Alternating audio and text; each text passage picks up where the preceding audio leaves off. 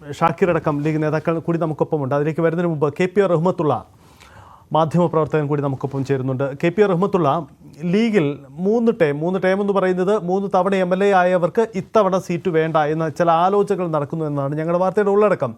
എന്തുകൊണ്ടാണ് ലീഗ് ഇത്തരം ചില ആലോചനകളിലേക്ക് വരുന്നത്? പലപ്പോഴും യുവ നേതാക്കൾക്ക് കൂടുതലായ പരിഗണന ഈ മുതിർന്ന നേതാക്കളുടെ തള്ളിക്കയറ്റം മൂലം ലീഗിൽ ഇല്ലാതെ പോകുന്നു എന്ന ആക്ഷേപം മുമ്പും കേട്ടിട്ടുള്ളതാണ്. ഈ ആലോചന അത് പ്രായോഗികമാകാനുള്ള സാധ്യത എത്രമാത്രമുണ്ട് ലീഗിൽ?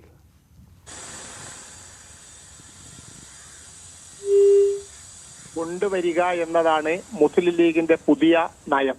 അതുകൊണ്ട് തന്നെ 3 തവണ MLA-മാരായ PK ബഷീർ, നെല്ലിക്കുന്ന് P ഉബൈദുള്ള, അതുപോലെ KPA മജീദ്, മഞ്ഞളാംകുഴി അലി എന്നിവരൊക്കെ ഇത്തവണത്തെ തെരഞ്ഞെടുപ്പിൽ മാറി നിൽക്കുമെന്നും പുതിയതായി ഒരുപാട് ചെറുപ്പക്കാരെ കൊണ്ടുവരാൻ കഴിയുമെന്നുമാണ് മുസ്ലിം ലീഗ് ആലോചിക്കുന്നത്. മാത്രമല്ല, കഴിഞ്ഞ തവണ അഴീക്കോട് തോറ്റ KM ഷാജിയും അതുപോലെ താനൂരിൽ പരാജയപ്പെട്ട PK ഫിറോസും നിയമസഭയിൽ ഉണ്ടാകണമെന്ന് മുസ്ലിം ലീഗിന് വലിയ നിർബന്ധമുണ്ട്.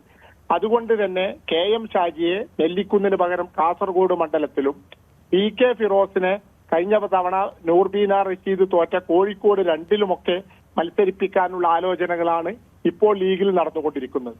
മാത്രമല്ല, മുസ്ലിം ലീഗിന്റെ സംസ്ഥാന ആക്ടിംഗ് ജനറൽ സെക്രട്ടറി PMA സലാം സാഹിബിനെ തിരൂരങ്ങാടിയിൽ മത്സരിപ്പിക്കുന്നതിനുള്ള ആലോചനകളും നടന്നുകൊണ്ടിരിക്കുന്നുണ്ട്. അതുപോലെ തന്നെ ഇതുവരെ സീറ്റ് നൽകാത്ത മലപ്പുറം മുനിസിപ്പൽ ചെയർമാൻ മുജീബ് കാടേരി, അതുപോലെ മലപ്പുറം മുനിസിപ്പൽ സെക്രട്ടറിമാരിലൊരാളായ നൌഷാദ് മണ്ണിശ്ശേരി അതുപോലെ തന്നെ മുസ്ലിം ലീഗ് യൂത്ത് ലീഗിന്റെ ഭാരവാഹി MA സമദ് എന്നിവരെയൊക്കെ, അതുപോലെ മുൻ ജില്ലാ പഞ്ചായത്ത് പ്രസിഡന്റ് സുഹറ മമ്പാട് എന്നിവർക്കൊക്കെ പുതിയതായി സീറ്റ് നൽകണമെന്നും മുസ്ലിം ലീഗ് ആലോചിക്കുന്നുണ്ട്. ശക്തമായ ഒരു യുവനിര ഇല്ലെങ്കിൽ നഷ്ടപ്പെട്ട സീറ്റുകൾ തിരിച്ചുപിടിക്കാൻ കഴിയില്ല എന്നും ഉള്ള ചെറിയ ഭൂരിപക്ഷത്തിന് ജയിക്കുന്ന സീറ്റുകൾ തന്നെ നിലനിർത്താൻ കഴിയുമോ എന്ന ആശങ്കയും മുസ്ലിം ലീഗ് നേതൃത്വത്തിനുണ്ട്. എന്നാൽ ഈ നിയമം വരുമ്പോഴും PK കുഞ്ഞാലിക്കുട്ടി സാഹിബ്, MK മുനീർ, അതുപോലെ തന്നെ ഏറനാടിലെ ശക്തനായ PK ബഷീർ എന്നിവർക്കൊക്കെ ഇളവ് നൽകിക്കൊണ്ട് അവരെ വീണ്ടും മത്സരിപ്പിക്കും എന്ന ഒരഭിപ്രായവും മുസ്ലിം ലീഗ് വൃത്തങ്ങളിൽ പറഞ്ഞു കേൾക്കുന്നുണ്ട്.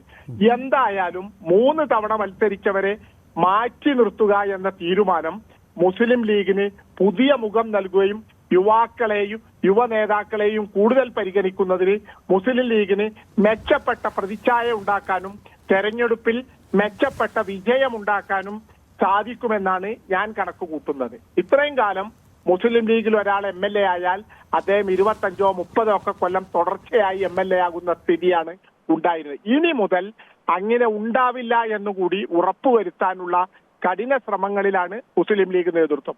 എന്തുകൊണ്ടും ഈ നീക്കത്തെ നമ്മൾ സ്വാഗതം ചെയ്യേണ്ടതാണ്.